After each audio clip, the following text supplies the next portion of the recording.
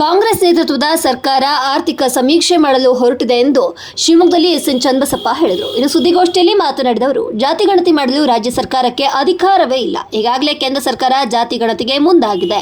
ಕಾನೂನು ಮೀರಿ ಜಾತಿ ಗಣತಿ ಮಾಡಲು ಹೊರಟಿರುವ ಸರ್ಕಾರದ ನಿರ್ಣಯ ಕಾನೂನು ಬಾಹಿರ.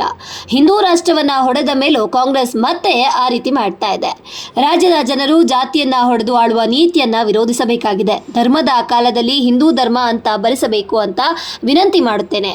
ಎಲ್ಲ ಸಮಾಜದ ಜನರು ದಯಮಾಡಿ ಧರ್ಮದ ಕಾಲಂನಲ್ಲಿ ಹಿಂದೂ ಅಂತ ಬರೆಸಬೇಕು. ನಮ್ಮ ನಂತರ ನಿಮ್ಮ ಜಾತಿಯನ್ನ ಬರೆಸಿ, ಏನು ಸಮಸ್ಯೆ ಇಲ್ಲ ಅಂತ ಹೇಳಿದ್ರು. ಇನ್ನು ಕ್ರಿಶ್ಚಿಯನ್ ಬರೆಯಿರಿ ಅಂತ ಸರ್ಕಾರವೇ ಹೇಳ್ತಾ ಇದೆ, ಇದು ಪ್ರಜಾಪ್ರಭುತ್ವ ವ್ಯವಸ್ಥೆನಾ ಅಂತ ಪ್ರಶ್ನಿಸಿದ್ರು. ಸಿದ್ದರಾಮಯ್ಯನವರೇ, ನಿಮ್ಮ ಬುದ್ಧಿ ಎಲ್ಲಿ ಹೋಗಿದೆ ಅಂತ ಶಾಸಕ ಎಸ್ಎನ್ ಚನ್ನಬಸಪ್ಪ ಪ್ರಶ್ನಿಸಿದರು. ಸುದ್ದಿಗೋಷ್ಠಿಯಲ್ಲಿ ಮಾತನಾಡಿದ ಅವರು, ರಾಜ್ಯದ ವ್ಯವಸ್ಥೆನ ಕಾಂಗ್ರೆಸ್ ಸರ್ಕಾರ ಬುಡಮೇಲು ಮಾಡಲು ಹೊರಟಿದೆ. ಸಕಲ ಸಮಾಜದ ಎಲ್ಲ ಜನರು ಧರ್ಮದ ಕಾಲಂನಲ್ಲಿ ಹಿಂದೂ ಅಂತ ಬರೆಸಬೇಕು. ಜಾತಿ ಕಾಲಂನಲ್ಲಿ ಜಾತಿ ಹಾಗೂ ಉಪಜಾತಿ ಹೆಸರನ್ನ ಬರೆಸಬೇಕು. ಯಾರು ಸಹ ಸರ್ಕಾರದ ಷಡ್ಯಂತ್ರಕ್ಕೆ ಬಲಿಯಾಗೋದು ಬೇಡ. ಯಾವ ಒಂದು ಸಮೀಕ್ಷೆ ಇಲ್ಲಿಯವರೆಗೆ ಸರಿಯಾಗಿ ಆಗಿಲ್ಲ. ಸಮೀಕ್ಷೆ ಮಾಡ್ತಿರೋದು ಅವೈಜ್ಞಾನಿಕವಾಗಿದೆ. ಕಾಂಗ್ರೆಸ್ ಸರ್ಕಾರ ಕ್ರಿಶ್ಚಿಯನ್ ಅಂತ ಬರೆಸಿ ಅನ್ನುವಂಥದ್ದು ಅಕ್ಷಮ್ಯ ಅಪರಾಧವಾಗಿದೆ. ಹಿಂದೂ ಅಂತ ಬರೆಸಿ ಎಲ್ಲರೂ ಒಂದು ಅನ್ನೋದನ್ನ ತೋರಿಸಿ ಅಂತ ಸಮಾಜ ಒಟ್ಟಾಗಿ ಕಟ್ಟಬೇಕಾಗಿದೆ. ಇನ್ನು ಮತಾಂಧರಿಗೆ ಅಂಥವರಿಗೆ ಹಿಂದೂ ಧರ್ಮ ಯಾಕೆ ಬೇಕು, ಸೌಲಭ್ಯ ಯಾಕೆ ಕೊಡಬೇಕು ಅಂತ ಪ್ರಶ್ನಿಸಿದರು. ಇನ್ನು ರಾಜ್ಯ ಸರ್ಕಾರವೇ ಮತಾಂತರ ಆಗಿ ಎನ್ನುತ್ತಿದೆ ಅಂತ ಸರ್ಕಾರದ ನಡೆಯನ್ನ ಪ್ರಶ್ನಿಸಿದರು. ಕರ್ನಾಟಕ ರಾಜ್ಯದ ಕಾಂಗ್ರೆಸ್ ನೇತೃತ್ವದ ಸರ್ಕಾರ ಕರ್ನಾಟಕ ಸಾಮಾಜಿಕ ಮತ್ತು ಆರ್ಥಿಕ ಸಮೀಕ್ಷೆ ಮಾಡಕ್ಕೆ ಹೊರಟಿದೆ. ಅದನ್ನು ಜಾತಿ ಗಣತಿ ಅಂತ ಕರೆದಿದೆ. ಜಾತಿ ಗಣತಿಯನ್ನು ಮಾಡಲಿಕ್ಕೆ ಅಧಿಕಾರನೇ ಇಲ್ಲ ರಾಜ್ಯ ಸರ್ಕಾರಕ್ಕೆ. ಈಗಾಗಲೇ ಕೇಂದ್ರ ಸರ್ಕಾರ ನಿಶ್ಚಯ ಮಾಡಿದೆ ಗಣತಿ ಆಗಬೇಕು ಅಂತೇಳಿ. ಆ ದಿಕ್ಕಲ್ಲಿ ಹೆಜ್ಜೆಯನ್ನು ಕೇಂದ್ರ ಸರ್ಕಾರ ಮಾಡುತ್ತೆ. ಕಾನೂನನ್ನು ಮೀರಿ ಇವತ್ತು ಈ ಸಮೀಕ್ಷೆ ಮಾಡಲಿಕ್ಕೆ ಹೊರಟಿರುವಂಥ ಕಾಂಗ್ರೆಸ್ ನೇತೃತ್ವದ ಸರ್ಕಾರದ ಕ್ರಮ ಏನಿದೆ, ಇದು ಅತ್ಯಂತ ಅವೈಜ್ಞಾನಿಕ ಮತ್ತು ಕಾನೂನು ಬಾಹಿರವಾದಂಥ ಕ್ರಮ ಅಂಥೇಳಿ ನಾನು ಈ ಸಂದರ್ಭದಲ್ಲಿ ಹೇಳಲಿಕ್ಕೆ ಇಷ್ಟಪಡ್ತೇನೆ. ಮಾಡ್ತಾ ಇದ್ದಾರೆ ಅವ್ರು, ಯಾವತ್ತೂ ಕೂಡ ಅದನ್ನು ಏನು ಯೋಚನೆ ಮಾಡ್ತಾರೆ ಅಂತ ಮುಂದಕ್ಕೆ ತೊಗೊಂಡೋಗೋ ಪ್ರಯತ್ನ ಅವ್ರು ಮಾಡ್ತಾರೆ. ಪ್ರತಿ ಬಾರಿ ಮತ್ತು ಮಣ್ಣು ತಿನ್ನೋ ಕೆಲಸವನ್ನು ಅವ್ರು ಮಾಡಲಿಕ್ಕೆ ಪ್ರಾರಂಭ ಮಾಡ್ತಾರೆ. ನೋಡಿ, ಇದರೊಳಗಡೆ ಎಷ್ಟು ಡೇಂಜರ್ ಇದೆ ಅಂತ ಹೇಳಿದ್ರೆ, ಇದು ಹಿಂದೂ ರಾಷ್ಟ್ರ, ಬಹುಸಂಖ್ಯಾತರು ಹಿಂದೂಗಳಂಥ ರಾಷ್ಟ್ರ. ಇದು ಧರ್ಮದ ಆಧಾರಿತವಾಗಿ ರಾಷ್ಟ್ರವನ್ನು ಒಡೆದ ಮೇಲೂ ಕೂಡ ಈ ರಾಷ್ಟ್ರದೊಳಗಡೆ ಇನ್ನೊಂದಷ್ಟು ಸಂಗತಿ ಬೇರೆ ಮಾಡುವಂಥ ಕೆಲಸವನ್ನು, ಈ ರಾಜ್ಯದಲ್ಲಿ ಮಾಡುವಂಥ ಕೆಲಸವನ್ನು, ಹುನ್ನಾರವನ್ನು ಕಾಂಗ್ರೆಸ್ ಮಾಡ್ತಾ ಇದೆ. ನಾನು ಒಂದೇ ಒಂದು ವಿನಂತಿ ಮಾಡ್ತೇನೆ ಈ ರಾಜ್ಯದ ಜನತೆಗೆ. ಯಾವ ಹಿಂದೂ ಸಮಾಜದ ಜಾತಿಗಳಿದೆ, ಈ ಜಾತಿಗಳನ್ನು ಒಡೆದು ಆಳುವಂಥ ಕೃತ್ಯಕ್ಕೆ ಕೈ ಹಾಕಿರೋಂಥ ಕಾಂಗ್ರೆಸ್ಸಿನ ನೀತಿಯ ವಿರುದ್ಧವಾಗಿ ನಾವೆಲ್ಲರೂ ಸಮಷ್ಟಿಯಾಗಿ ಯೋಚನೆ ಮಾಡಬೇಕಾಗಿದೆ, ಸಮಗ್ರವಾಗಿ ಆಲೋಚನೆ ಮಾಡಬೇಕಾಗಿದೆ. ಹಾಗಾಗಿ ಈ ಒಂದು ಸಂದರ್ಭದೊಳಗಡೆ, ಜನಗಣತಿಯ ಈ ಒಂದು ಸಂದರ್ಭದೊಳಗಡೆ ನಾವೆಲ್ಲರೂ ಕೂಡ, ಇಡೀ ಹಿಂದೂ ಸಮಾಜದ ಬಂಧುಗಳು, ಧರ್ಮದ ಕಾಲಂನಲ್ಲಿ ಹಿಂದೂ ಧರ್ಮ ಅಂಥೇಳಿ ಬರೆಸಬೇಕು ಅಂಥೇಳಿ ನಾನು ಇಡೀ ರಾಜ್ಯದ ಜನತೆಯ ಪರವಾಗಿ ನಾನು ವಿನಂತಿಯನ್ನು ನಾನು ಮಾಡ್ತೇನೆ. ಧರ್ಮ ಹಿಂದೂ, ನಮ್ಮ ಜಾತಿಗಳಿದೆ, ನಂತರದಲ್ಲಿ ಜಾತಿ, ನಂತರದಲ್ಲಿ ಉಪಪಂಗಡಗಳು, ಎಲ್ಲದೂ ಬರೀಲಿಕ್ಕೆ ಅವಕಾಶ ಇರುವಂಥ ಈ ಒಂದು ಸಂದರ್ಭದಲ್ಲಿ ಯಾವುದೇ ಕಾರಣಕ್ಕೂ ಸಮಸ್ತ ಎಲ್ಲ ಸಕಲ ಸಮಾಜದ ಬಂಧುಗಳಲ್ಲಿ ನಾನು ಕೈ ಮುಗಿದು ಪ್ರಾರ್ಥನೆ ಮಾಡ್ತೇನೆ, ದಯಮಾಡಿ ಹಿಂದೂ ಅನ್ನುವಂಥ ಕಾಲಂನಲ್ಲಿ, ಧರ್ಮದ ಕಾಲಂನಲ್ಲಿ ಹಿಂದೂ ಧರ್ಮವನ್ನು ಬರಿಬೇಕು. ನಂತರ ತಮ್ಮ ಜಾತಿ ಉಪಜಾತಿಗಳನ್ನು, ಉಪಪಂಗಡಗಳನ್ನು ಬರೀಲಿಕ್ಕೆ ಅವಕಾಶ ಇರುವಂಥ ಸಂದರ್ಭಗಳನ್ನು ಅದನ್ನು ಬರೀಬೇಕು. ಯಾವುದೇ ಕಾರಣಕ್ಕೂ ಇದರಿಂದ ಯಾವುದೇ ಸಮಾಜಕ್ಕೂ ಅನ್ಯಾಯ ಆಗೋದಿಲ್ಲ ಅನ್ನೋಂಥ ಮಾತನ್ನು ಈ ಸಂದರ್ಭ ನಾನು ಹೇಳಲಿಕ್ಕೆ ಇಷ್ಟಪಡ್ತೇನೆ. ಯಾಕೆ ಅಂತ ಹೇಳಿದ್ರೆ, ಹಿಂದೂ ಜಾತಿ ಅದೆಲ್ಲ ಕ್ರಿಶ್ಚಿಯನ್ ಮಾಡಲಿಕ್ಕೆ ಹೊರಟುಬಿಟ್ಟಿದ್ದಾರೆ ಕಾಂಗ್ರೆಸ್ಸಿನ ಸರ್ಕಾರ. ನಾನು ಮೊನ್ನೆ ಇದ್ರ ಬಗ್ಗೆ ಚರ್ಚೆ ಮಾಡಿದ್ದೆ. ನಾನು ಅವ್ರು ಏನು ಹೇಳಲಿಕ್ಕೆ ಹೊರಟಿದ್ದಾರೆ ಅಂತ ಹೇಳಿದ್ರೆ, ನೀವು ಬರೆಸಬೇಕಾದ್ರೆ ನಿಮ್ಮ ಜಾತಿಯ ಹಿಂದ್ಗಡೆ ಕ್ರಿಶ್ಚಿಯನ್ ಅಂತ ಬರೀರಿ ಅಂತ ಹೇಳಿ ಸರ್ಕಾರನೇ ಆದೇಶ ಮಾಡುತ್ತೆ, ಸರ್ಕಾರನೇ ಕ್ಲೂ ಕೊಡುತ್ತೆ ನೀವು ಹೀಗೆ ಬರೀಬೇಕು ಅಂತೇಳಿ. ಅಂದರೆ ಹಿಂದೂ ಸಮಾಜದ ಎಲ್ಲ ಜಾತಿ ಪಂಗಡಗಳನ್ನು ನೀವು ಕ್ರಿಶ್ಚಿಯನ್ ಸಮಾಜಕ್ಕೆ ಸೇರಿಸಬೇಕು ಅಂತ ಹೇಳಿ ಒಂದು ರಾಜ್ಯ ಸರ್ಕಾರ ನಿರ್ಣಯ ಮಾಡುತ್ತೆ ಅಂತ ಹೇಳಿದ್ರೆ ಇದು ಪ್ರಜಾಪ್ರಭುತ್ವ ವ್ಯವಸ್ಥೆನಾ? ಇದು ಸಂವಿಧಾನದತ್ವವಾಗಿರುವಂಥ ರಾಜ್ಯನ? ಇದು ಏನು ಮಾಡಲಿಕ್ಕೆ ಹೊರಟಿದ್ದೀರಿ ಸಿದ್ದರಾಮಯ್ಯನವರಂತ ಪ್ರಶ್ನೆ ಕೇಳಿದ್ರೆ ನಿಮಗೆ ಬುದ್ಧಿ ಇಲ್ಲ ಅಂತ ಚರ್ಚೆ ಶುರು ಮಾಡ್ತಾರೆ. ನಮಗೆ ಬುದ್ಧಿ ಇಲ್ಲ, ನಿಮ್ಮ ಬುದ್ಧಿ ಎಲ್ಲಿ ಹೋಗಿದೆ ಅಂತ ಕೇಳ್ತಾ ಇದ್ದೇನೆ ನಾನು. ಇದರಲ್ಲಿ ಧರ್ಮದ ರಾಜಕಾರಣವನ್ನು ನಾವು ರಾಜಕಾರಣವನ್ನು ಮಾಡಲಿಕ್ಕೆ ಹೊರಟಿಲ್ಲ. ಆದರೆ ಹಿಂದೂ ಧರ್ಮಕ್ಕೆ, ಹಿಂದೂ ಧರ್ಮದ ಎಲ್ಲ ಸಂಗತಿಗಳನ್ನು ಉದ್ಧ್ವಸ್ತಗೊಳಿಸುವಂಥ ಕೆಲಸವನ್ನು, ಈ ರಾಜ್ಯದ ಒಂದು ವ್ಯವಸ್ಥೆಯನ್ನು ಬುಡಮೇಲು ಮಾಡುವಂಥ ಕೆಲಸವನ್ನು ಕಾಂಗ್ರೆಸ್ ಮಾಡ್ತಾ ಇದೆ. ಇದನ್ನು ನಾವು ಅಕ್ಷಮ್ಯ ಅಂತ ಕರೆದಿದ್ದೇವೆ. ಹಾಗಾಗಿ ಯಾವುದೇ ಸರ್ಕಾರ ಈ ರೀತಿ ಅಕ್ಷಮ್ಯ ಮಾಡ್ತಿರ್ಬೇಕಾದ್ರೆ ನಾಗರಿಕರು ನಾವು ಸ್ವಲ್ಪ ಯೋಚನೆ ಮಾಡಬೇಕಾಗತ್ತೆ. ಅದಕ್ಕೆ ನಾನು ವಿನಂತಿ ಮಾಡಿದ್ದೇನೆ, ಸಕಲ ಸಮಾಜದ, ಹಿಂದೂ ಸಮಾಜದಲ್ಲಿ ಅನೇಕ ಸಮಾಜಗಳಿದೆ, ಹಿಂದೂ ಧರ್ಮವನ್ನು ನಂಬಿಕೊಂಡಿರುವಂಥ ಅನೇಕ ಸಮಾಜಗಳಿದೆ. ಆ ಎಲ್ಲ ಸಕಲ ಸಮಾಜದ ಬಂಧುಗಳಲ್ಲಿ, ಹಿರಿಯರಲ್ಲಿ, ಆ ನಾಯಕರುಗಳಲ್ಲಿ ನಾನು ವಿನಂತಿ ಮಾಡ್ತೇನೆ, ಧರ್ಮದ ಕಾಲಂನಲ್ಲಿ ಹಿಂದೂ ಅಂತೇಳಿ ಬರೆಸಿ, ಜಾತಿ ಕಾಲಂನಲ್ಲಿ ಜಾತಿಯನ್ನು ಬರೆಯೋಣ. ಸರ್ಕಾರದ ಹುನ್ನಾರಕ್ಕೆ ನಾವು ಬಲಿಯಾಗುವಂಥ ಅಗತ್ಯ ಇಲ್ಲ. ಇದು ಕೈ ಮುಗಿದು ಪ್ರಾರ್ಥನೆ ಮಾಡ್ತೇನೆ. ನಾವೆಲ್ಲ ಹಿಂದೂಗಳು, ಹಿಂದೂ ರಾಷ್ಟ್ರದಲ್ಲಿ ಇರುವಂಥವ್ರು, ಹಿಂದೂ ಸಮಾಜದಲ್ಲಿ ಇರುವಂಥವ್ರು.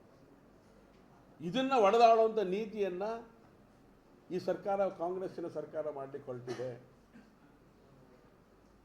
ಗಂಭೀರವಾಗಿ ಇದನ್ನು ತಗೊಳ್ಬೇಕು ಅಂತೇಳಿ ಸಕಲ ಸಮಾಜದ ಸಮಸ್ತ ನಾಯಕರಿಗೆ ನಾನು ಈ ಸಂದರ್ಭ ನಾನು ಕೈ ಮುಗಿದು ಪ್ರಾರ್ಥನೆಯನ್ನು ಮಾಡ್ತೇನೆ. ಎರಡನೇ ಸಂಗತಿ, ಅನೇಕ ಮಠಾಧೀಶಗಳಿದ್ದಾರೆ. ಮಠಾಧೀಶರುಗಳಲ್ಲೂ ಕೂಡ ನಾನು ವಿನಂತಿಯನ್ನು ಮಾಡ್ತೇನೆ, ಸಾಧು ಸನ್ಯಾಸಿಗಳಲ್ಲಿ ನಾನು ವಿನಂತಿಯನ್ನು ಮಾಡ್ತೇನೆ.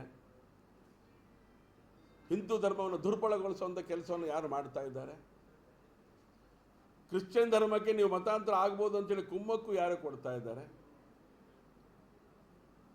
ಆ ಸರ್ಕಾರಕ್ಕೆ ಎಚ್ಚರಿಕೆ ಕೊಡುವಂಥ ಕೆಲಸವನ್ನು ಧರ್ಮದ ಪೀಠಾಧಿಪತಿಗಳು ಮಾಡಬೇಕು ಅಂತೇಳಿ ಕೂಡ ನಾನು ವಿನಮ್ರವಾಗಿ ವಿನಂತಿಯನ್ನು ನಾನು ಮಾಡ್ತೇನೆ. ಇದರಿಂದ ಅನೇಕ ಸಂಗತಿಗಳು ನಡೆಯುತ್ತೆ. ಯಾಕೆಂದರೆ ಎರಡನೇ ಬಾರಿ, ಮೂರನೇ ಬಾರಿ ನಾವು ನಡೆಸ್ತಾನೇ ಇದ್ದೇವೆ ಸಮೀಕ್ಷೆಯನ್ನು.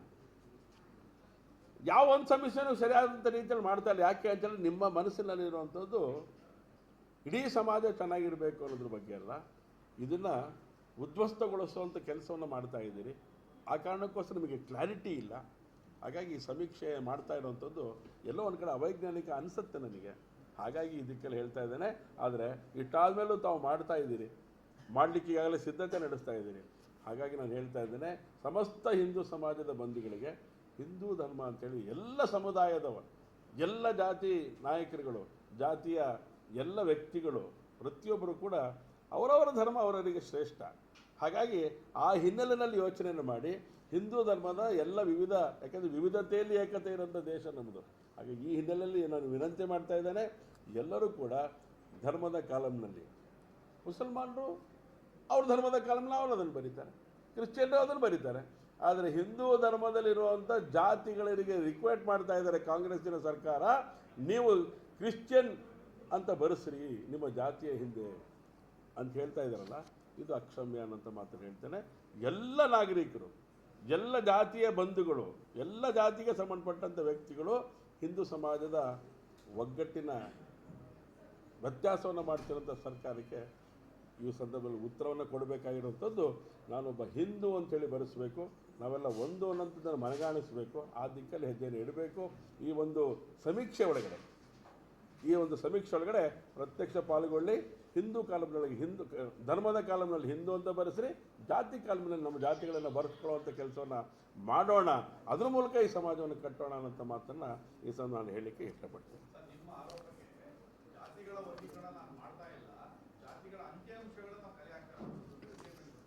ಅಲ್ಲ ರೀ, ಇಲ್ಲಿ ಭಾಳ ಸ್ಪಷ್ಟ ಇದೆ. ಅವ್ರು ಹೇಳ್ತಾರೆ ಒಂದು ಕಡೆ, ಕಾಂತರಾಜ್ ವರದಿಯೆಲ್ಲ ಇದೆಯಲ್ಲ, ಏನು ಹೇಳ್ತಾರೆ ಅವರು ಅಂತ ಹೇಳಿದ್ರೆ, ಕ್ರಿಶ್ಚಿಯನ್ ಧರ್ಮದ ಜೊತೆ ಹಿಂದೂ ಧರ್ಮದ ಉಪಜಾತಿಗಳನ್ನು ಸೇರಿಸಿ ಈ ರೀತಿ ವರದಿ ನೀಡಲಾಗಿದೆ. ಇದ್ರೆ ಅಲ್ಲ ರೀ, ಸ್ಪಷ್ಟ ಇದೆ ಇಲ್ಲಿ. ಕ್ರಿಶ್ಚಿಯನ್ ಆದಿ ಆಂಧ್ರ ಅಂತ ಬರೆಸಿ, ಕ್ರಿಶ್ಚಿಯನ್ ಆದಿ ದ್ರಾವಿಡ ಅಂತ ಬರೆಸ್ರಿ, ಕ್ರಿಶ್ಚಿಯನ್ ಆದಿ ಕರ್ನಾಟಕ ಅಂತ ಬರೆಸ್ರಿ, ಕ್ರಿಶ್ಚಿಯನ್ ಬಣಜಿಗ ಅಂತ ಬರೆಸ್ರಿ, ಕ್ರಿಶ್ಚಿಯನ್ ಅಲ್ಲ. ಯಾಕೆ ಮತಾಂತರ ಆದಮೇಲೆ ಹಿಂದೂ ಧರ್ಮ ಯಾಕೆ ಬೇಕು ಅವರಿಗೆ? ಮತಾಂತರ ಆದಮೇಲೆ ಹಿಂದೂ ಧರ್ಮ ಯಾಕೆ ಬೇಕು ಅವರಿಗೆ? ಕ್ರಿಶ್ಚಿಯನ್ ಯಾಕೆ ಬೇಕು ನಿಮಗೆ? ಹಿಂದೂ ಧರ್ಮದಲ್ಲಿ ಹುಟ್ಟಿ ನೀವು ಕ್ರಿಶ್ಚಿಯನಿಗೆ ಮತಾಂತರ ಆಗ್ತೀರಿ. ಮತಾಂತರ ಆದಮೇಲೆ ನಿಮಗೆ ಫೆಸಿಲಿಟೀಸ್ ಯಾಕೆ ಬೇಕು? ಇದು ನಮ್ಮ ಮೂಲಭೂತವಾದಂಥ ಪ್ರಶ್ನೆ ಇರುವಂಥದ್ದು. ಕ್ರಿಶ್ಚಿಯನ್ ಬ್ರಾಹ್ಮಣ ಅಂತ ಬರ್ಸಿ ಅಂತ ಹೇಳ್ತೀರಿ, ಕ್ರಿಶ್ಚಿಯನ್ ಕುರುಬ ಅಂತ ಹೇಳಿ ಬರ್ಸಿ ಅಂತ ಹೇಳ್ತೀರಿ. ಯಾಕೆ? ಈ ನೀತಿ ಇದೆಯಲ್ಲ, ಇದನ್ನೇ ನಾನು ಖಂಡಿಸ್ತಾ ಇರೋವಂಥದ್ದು. ಈ ಮಾನಸಿಕತೆ ಇದೆಯಲ್ಲ, ಇದು ಹೋಗಬೇಕು ಅಂತ ಹೇಳ್ತಾರೆ. ಕ್ರಿಶ್ಚಿಯನ್ ಮಡಿವಾಳ ಅಂತ ಬರ್ಸಿ ಅಂತ ಹೇಳ್ತೀರಿ, ಕ್ರಿಶ್ಚಿಯನ್ ಮಾದಿಗ ಅಂತ ಬರ್ಸಿ ಅಂತ ಹೇಳ್ತೀರಿ, ಕ್ರಿಶ್ಚಿಯನ್ ಬಂಜಾರ ಅಂತ ಹೇಳಿ ಬರ್ಸಿ ಅಂತ ಹೇಳ್ತೀರಿ. ಇದು ಒಂದು ಸರ್ಕಾರ ಮಾಡುವಂಥ ಕೆಲಸ ಅಲ್ಲ ಇದು. ಮತಾಂತರ ಆದ್ರೆ ಹೋದ ಅವನು ಅದನ್ನು ಬರ್ಸೋದಕ್ಕೆ ನೀವು ಆ ಕಾಲಮ್ ಇತರೆ ಕಾಲಮ್ ಯಾಕೆ ಬೇಕು ನಿಮಗೆ? ಇಡೀ ಫಾರ್ಮೆಟ್ ಒಳಗಡೆ ಇತರೆ ಯಾಕೆ ಬೇಕು? 100% ಮತಾಂತರ ಆಗಿ ಅಂತ ಹೇಳ್ತಾ ಇದೆ. ನಾವು ನಮ್ಮ ಸಮಾಜ ಹೇಳಿದ್ರು, ಸಿದ್ದರಾಮಯ್ಯನವ್ರು ಏನು ಹೇಳಿದ್ರು? ಹಿಂದೂ ಧರ್ಮದಲ್ಲಿರುವಂಥ ಅನೇಕ ಸಂಗತಿಗಳ ವಿರುದ್ಧ ಮಾಡ್ಕೊಂಡು ಹೋಗಿದ್ದಾರೆ ಅಂತೇಳಿ. ಹೌದ್ರಿ, ಅದನ್ನು ಸರಿ ಮಾಡೋಕ್ಕೆ ಹಿಂದೂ ಸಮಾಜ ಇರುವಂಥದ್ದು ಇವತ್ತು. ಅದನ್ನು ಸರಿಯಾಗಲಿಕ್ಕೋಸ್ಕರ ಮಠ ಮಂದಿರಗಳು ಇರುವಂಥದ್ದು ಮಾಡ್ತಾ ಇದ್ದಾರೆ ಆ ಕೆಲಸವನ್ನು. ಅದು ಅವ್ರು ಮಾಡ್ತಾರೆ, ಅವ್ರವ್ರ ಧರ್ಮವನ್ನು ಉಳಿಸ್ಕೊಳ್ಳೋಂಥ ಕೆಲಸವನ್ನು ಅವರ ಪರಂಪರೆ ಇರುವಂಥವ್ರು ಮಾಡ್ತಾರೆ. ನಿಮಗ್ಯಾಕೆ ಇಂಟ್ರೆಸ್ಟು? ಸೋನಿಯಾ ಗಾಂಧಿಗೆ ತೃಪ್ತಿಪಡಿಸ್ಲಿಕ್ಕೆ ಈ ಕೆಲಸವನ್ನು ಕುತಂತ್ರದ ಮೂಲಕ ಮಾಡ್ತಾ ಇದ್ದೀರಿ.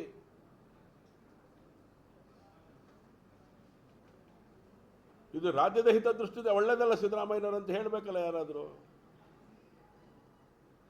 ನೀವು ಬುದ್ಧಿ ಇಲ್ಲ ಕಣಯ್ಯ ಅಂತ ಹೇಳ್ತಾರೆ ಅವ್ರ ಭಾಷೆಯಲ್ಲಿ. ಬುದ್ಧಿ ಇರೋರು ಮಾಡುವಂಥ ಕೆಲಸ ಅಲ್ಲ ಇದು ಅಂತ ಗೌರವಯುತವಾಗಿ ನಾನು ಹೇಳ್ತಾ ಇದ್ದೇನೆ. ಕ್ಯಾಬಿನೆಟ್ ಮೀಟಿಂಗಲ್ಲೂ ದಂಗೆ ಹೇಳುವಂಥ ಸ್ಥಿತಿ ನಿರ್ಮಾಣ ಆಗಿದೆ. ಆದರೂ ಮಾಡ್ತೀನಿ ಅಂತ ಹೇಳ್ತಾರೆ. ಅದು ಅವ್ರ ಉದ್ದಟತನ. ಅದು ಅವ್ರು ಯಾರ ಮಾತು ಕೇಳೋ ಸ್ಥಿತಿಲಿ ಇಲ್ಲ ರೀ. ಅವರು ಯಾರಿಗೆ ತೃಪ್ತಿಪಡಿಸ್ಬೇಕು ಅಂತ ಹೇಳಿದ್ರೆ ಅವರೇನೋ ಮೇಲಿನ ಅವರಮ್ಮಂಗೆ. ಸೋನಿಯಾ ಗಾಂಧಿ ಅಮ್ಮ, ಮುಂಚೆ ಇಂದಿರಮ್ಮ ಇದ್ದರು, ಈಗ ಸೋನಿಯಮ್ಮ.